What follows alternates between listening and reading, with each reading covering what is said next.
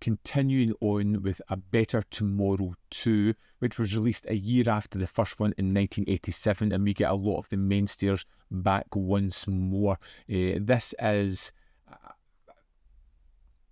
bigger than the first one. It falls into that 80s excess of the sequelitis where everything needs to be bigger, brasher, lose a little bit of the heart of the original and just go for spectacle over everything.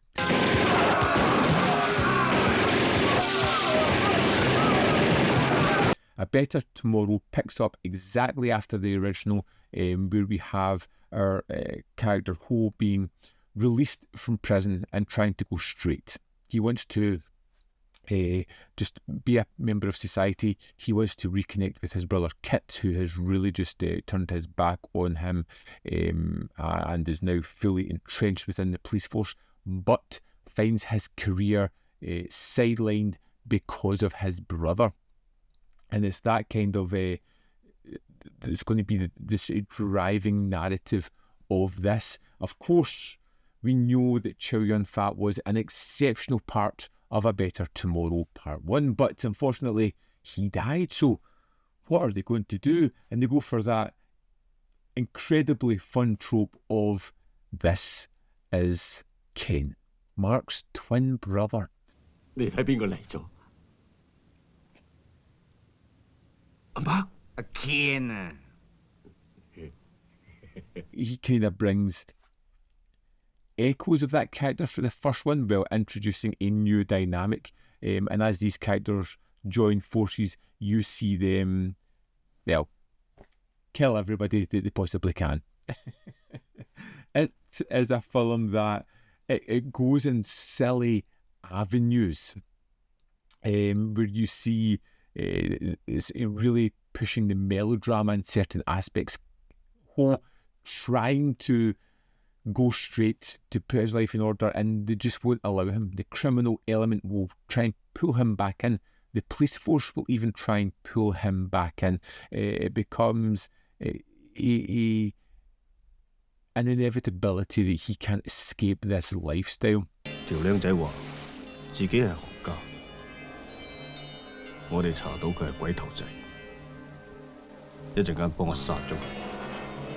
His boss, whom he returns to try and save his brother, or his old boss, takes a wild turn as he is framed for a murder that he didn't do, as he escapes the country, as he becomes psychologically and mentally disturbed by everything that's happened, becoming a shell of himself and almost going feral at points, which is where Mark's brother Ken comes into it, Chow Yun-fat character, who tries to bring him back to his best. It's a wild and completely left field play that just feels silly,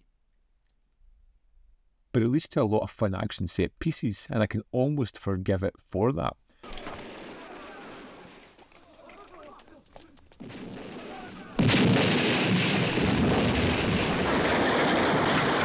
It's one of those films that really balances the heart with incredible action, and here it pushes the action beyond the first one. We lose a little bit of the immediacy of the characters, of the weight that they had in the first one.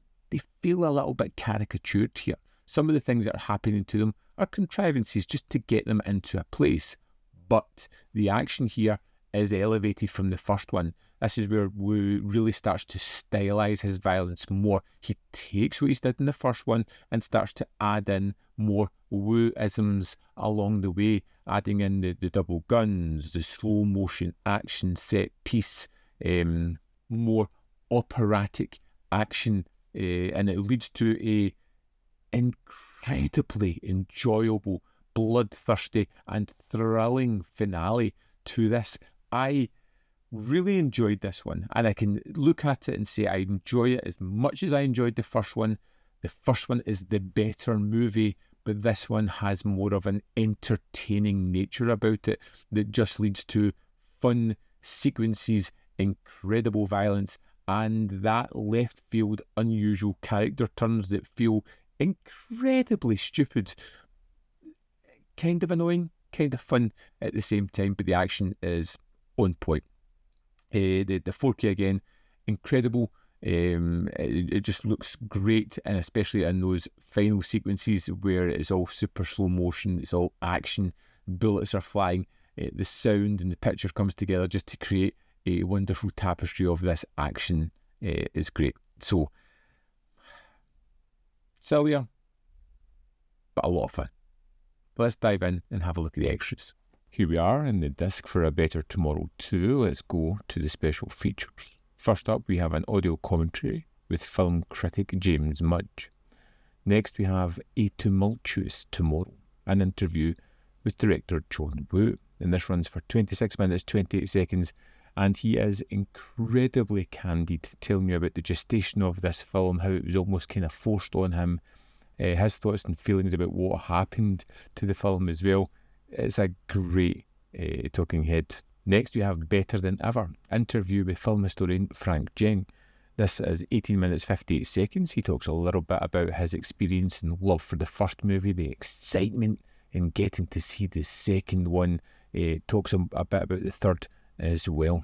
Code of Bullets Part 2 is an archival featurette, runs for 8 minutes 45 seconds, and is really kind of interesting and kind of funny at the same time. It's showing you a sort of CGI creation of the human body and the damage that bullets can do to it, and how you can get shot in several places and maybe still live.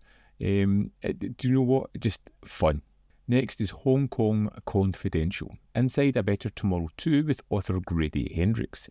Running for 10 minutes 14 seconds, he lays out the whole idea of A Better Tomorrow 2. He kind of talks about some of the subjects that are touched upon in the other extras as well, but again, it's concise, it's interesting, it's another fun addition. There's also an image gallery and trailers. That's the extras for A Better Tomorrow 2. There we have it. A Better Tomorrow 2 is bigger, louder, more chaotic than its predecessor. It's less controlled but emotionally charged, even though it could be a little bit silly, and the action is simply unforgettable. I really enjoyed this one.